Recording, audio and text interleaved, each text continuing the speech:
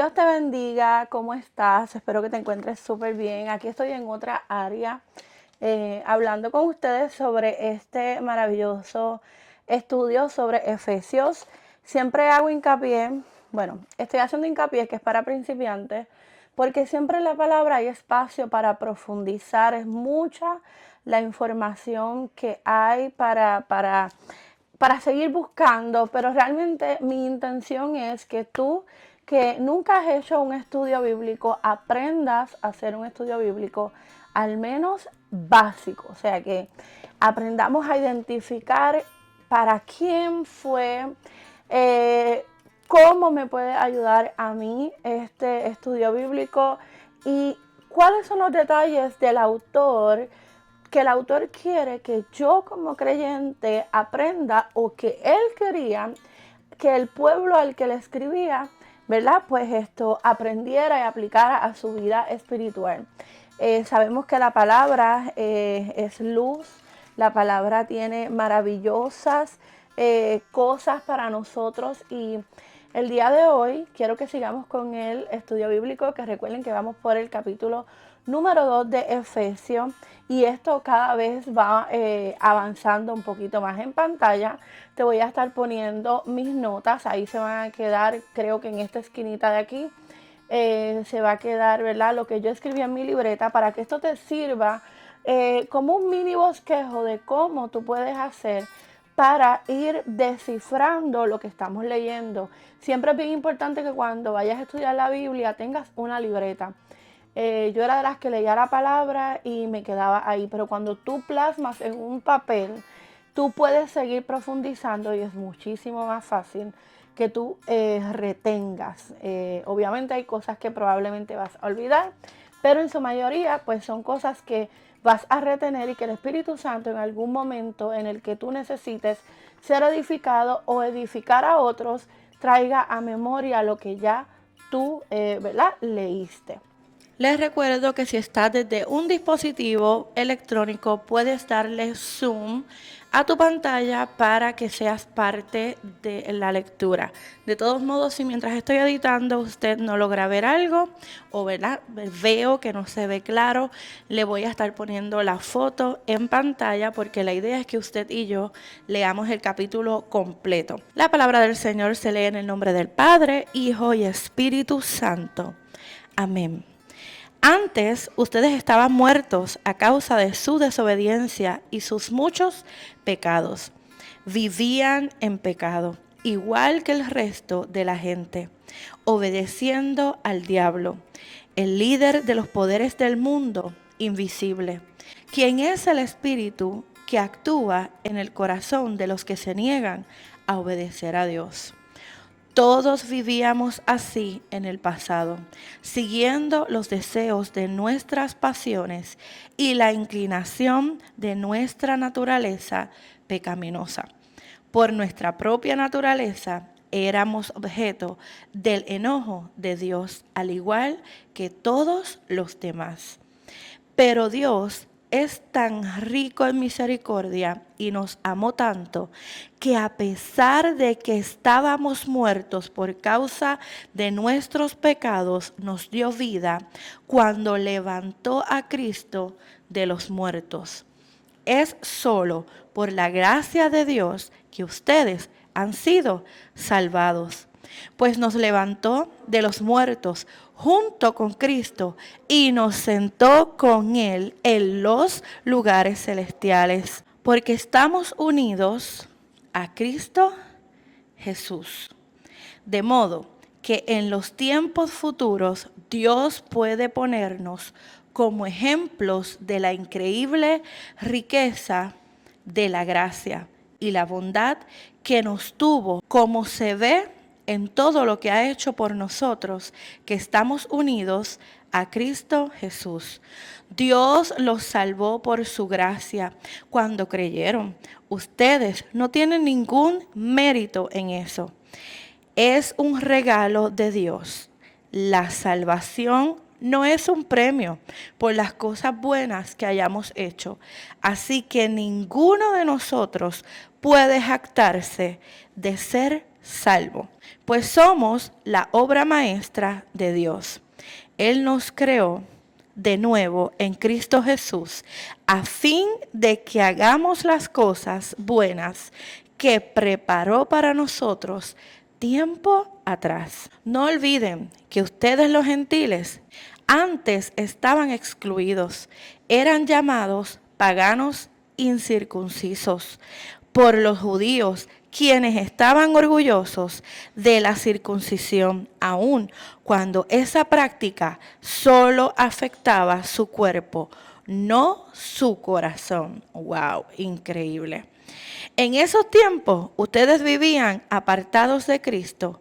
No se les permitía ser ciudadanos de Israel y no conocían las promesas del pacto que Dios había hecho con ellos. Ustedes vivían en este mundo sin Dios y sin esperanza, pero ahora han sido unidos a Cristo Jesús. Antes estaban muy lejos de Dios, pero ahora fueron acercados por medio de la sangre de Cristo. Pues Cristo mismo nos ha traído la paz. Él unió a judíos y a gentiles en un solo pueblo, cuando por medio de su cuerpo en la cruz derribó el muro de hostilidad que nos separaba. Lo logró al poner fin al sistema de leyes, de mandamientos y ordenanzas. Hizo la paz entre judíos y gentiles al crear de los dos grupos un nuevo pueblo en él. Cristo reconcilió a ambos grupos con Dios en un solo cuerpo por medio de su muerte en la cruz, y la hostilidad que había entre nosotros quedó destruida. Cristo les trajo la buena noticia de paz tanto a ustedes, los gentiles, que estaban lejos de él, como a los judíos que estaban cerca. Ahora todos podemos tener acceso al Padre por medio del mismo Espíritu Santo, gracias a lo que Cristo hizo por nosotros. Así que ahora ustedes, los gentiles, ya que no son unos desconocidos ni extranjeros, son ciudadanos junto con todo el pueblo santo de Dios. Son miembros de la familia de Dios, juntos constituimos su casa. ¡Wow! Yo no sé usted, pero yo me estoy gozando. La cual está edificada sobre el fundamento de los apóstoles y los profetas, y la piedra principal es Cristo Jesús mismo. Estamos cuidadosamente unidos en Él y vamos formando un templo santo para el Señor por medio de Él. Ustedes, los gentiles, también llegan a formar parte de esa morada donde Dios vive mediante su Espíritu. Tremenda palabra del Señor. Y bueno, a modo de repaso, y si ven que miro al lado, es porque tengo aquí una bandejita para poder apoyar mi Biblia y también mi libreta. A modo de repaso, esta carta fue escrita para Éfesos, pero se dice cuando vamos estudiando un poquito más de la palabra que Éfesos sí leyó esta carta, pero que también esta carta circuló en varias iglesias, o sea que otras iglesias también leyeron esta carta. Y el propósito era animar a los creyentes y mostrarles el propósito de Dios en sus vidas. Y yo creo que como creyentes muchas veces llegan los momentos difíciles, llegan las situaciones y se nos olvida cuál es el propósito de Dios en nuestras vidas. Es bien importante que sepas cuál es tu propósito en Dios, que cada uno vino a este mundo con dones, con talentos que Dios quiere utilizar para su gloria y su honra. Así que lo primero que hace énfasis Pablo en este segundo capítulo es que el pecado nos mata espiritualmente, literalmente nos mata espiritualmente, y sin Dios somos esclavos del pecado. Cuando vamos a Juan 3:16, pues Dios amó tanto al mundo que dio a su único Hijo para que todo el que crea en Él no se pierda, sino que tenga vida eterna. Tenemos vida eterna en Cristo. Él nos amó tanto que dio a su único Hijo para que muriera por ti y por mí, para que hoy podamos ser salvos por su gracia. Y cuando reflexionamos en esto, recordamos una vez más por qué estamos aquí, que fuimos creados para adorar, para alabar al Señor. Y el capítulo 1, usted sabe que era la oración de Pablo, pero a la misma vez él estaba recordando dentro de esa misma oración que era importante el plan perfecto de Dios. Él quería que su pueblo, este pueblo de Éfeso, pudiera entender cuál era el plan de Dios en sus vidas.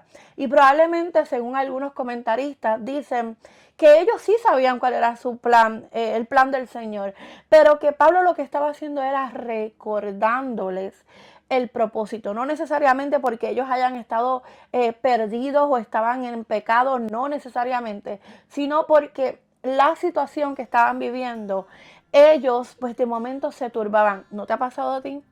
Que sabes que amas a Dios, que sabes que estás sembrado, ¿verdad?, en tierra fértil, que estás creciendo, que hay frutos, que sabes cuál es tu propósito, pero viene una situación y de momento, Padre amado, ¿qué hago aquí? Padre amado, ¿qué hago en esta situación? Padre amado, ¿cómo me comporto?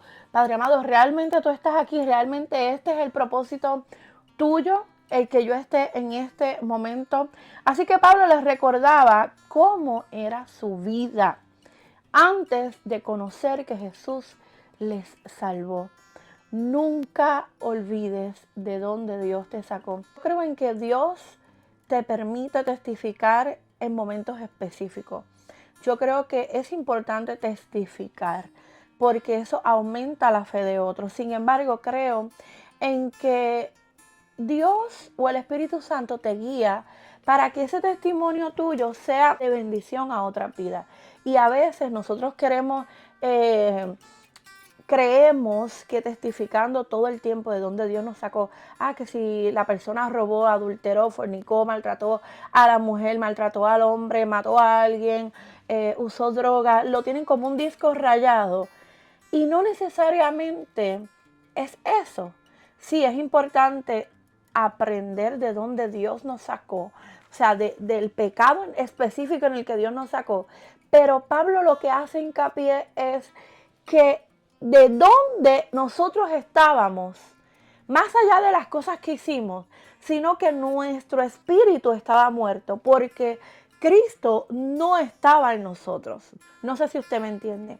Sí es importante testificar, sí es importante reconocer, ¿verdad? Que las cosas que yo hacía como un corito, ya yo no las hago. Que antes eras un chismoso, hoy no eres un chismoso. Que antes robaba, hoy no robas. Pero más que las cosas que hacías, tú y yo estábamos muertos en espíritu y éramos esclavos del pecado. Y nuestro Señor no era necesariamente Dios. Pablo les invita a reflexionar. Y hoy yo te quiero invitar a reflexionar en que debemos reconocer que sin Cristo nuestra naturaleza pecaminosa va a predominar. Por eso es bien importante que como creyentes estemos centrados en la palabra, que busquemos de Dios, que estemos constantemente en búsqueda con el Espíritu Santo, que Él está ahí a cada instante, que Él quiere responder tus preguntas, que Él quiere arreglar lo que en tu vida está desorganizado. Pero, ¿se lo estás permitiendo? ¿Estás reconociendo que sin Él no puedes para reflexionar. Estábamos muertos en pecado, estas son mis notas que te las tengo en pantalla, pero tenemos vida por medio de Él. Verdadera identidad en Cristo. Cuando aceptamos al Señor, cuando decidimos creer, cuando decidimos realmente entrar en este hermoso camino del Evangelio, cuando tú tienes identidad, tú reconoces cuál es tu propósito. Ok, tú sabes cuál es tu llamado, qué estás haciendo para alimentar ese llamado. El Señor te llamó para pastorear, se supone que estés leyendo Biblia, que estés estudiando, que a lo mejor no puedes pagar hoy un colegio universitario teológico, pero estás leyendo la Biblia, estás haciendo tu trabajo para que entonces cuando tú puedas estudiar, si es que el Espíritu Santo lo pone en tu corazón, como fue en mi caso, amén, puedas graduarte, puedas tener esos estudios que claro está, no es que son necesarios para ejercer ningún ministerio, pero la realidad es que aprendemos demasiado cuando tenemos buenos maestros. Es necesario que tú reconozcas, ok, ¿cuál es mi llamado? Mi propósito en Dios es adorar. Soy salmista, pues comienza a estudiar, comienza talento que el Señor te dio a ejercitarlos. Y ese es el problema, que a veces reconocemos los dones, reconocemos el propósito, pero se nos olvida que eso que Dios nos dio, tenemos que ejercitarlo. Así que vamos a ir al versículo 10 de este capítulo, que fueron, ¿verdad? Yo siempre tacho, cuando estudio la palabra del Señor, ciertos versículos que a mí me han edificado de alguna manera. Y uno de ellos fue el versículo 10 del capítulo número 2 que estamos estudiando. Pues somos la obra maestra de Dios. Él nos creó de nuevo en Cristo Jesús a fin de que hagamos las cosas buenas que preparó para nosotros tiempo atrás. Somos la obra maestra de Dios. Él no se equivocó cuando te creó. Él no se equivocó cuando tocó tu corazón para que te acercaras. Te toca a ti hacer el resto. El versículo 13 dice, pero ahora han sido unidos a Cristo Jesús. Antes estaban muy lejos de Dios, pero ahora fueron acercados por medio de la sangre de Cristo. Fuiste acercado a Dios. A veces no vas a tener las respuestas que quieres en el momento que tú quieres, pero eventualmente Dios responderá porque Dios es un Dios de amor. Dios es un Dios que te cuida como padre. Cuando reconoces que es tu padre, reconoces que te está escuchando, que no estás solo. Y el mayor milagro, amigos, es que Él murió por ti y por mí en la cruz. Lo que ocurrió en la cruz es el mayor milagro en nuestras vidas. Más adelante me gustaría que estudiáramos Gálatas juntos. Ya yo lo he leído, pero quisiera que lo leyéramos, ¿verdad? Que lo estudiáramos juntos más adelante. Pero quiero leer un versículo de Gálatas, en Gálatas 2:20, que dice, mi antiguo yo ha sido crucificado con Cristo. Ya no vivo yo, sino que Cristo vive en mí. Así que vivo en este cuerpo terrenal, conociendo en el Hijo de Dios, quien me amó y se entregó a sí mismo por mí. Estoy reconociendo que como Él murió en la cruz del Calvario, Él murió por mí, Él se entregó por mí. Y este cuerpo terrenal necesita alejarse del pecado y necesita reconocer que tenemos que aprender de dónde Dios nos sacó.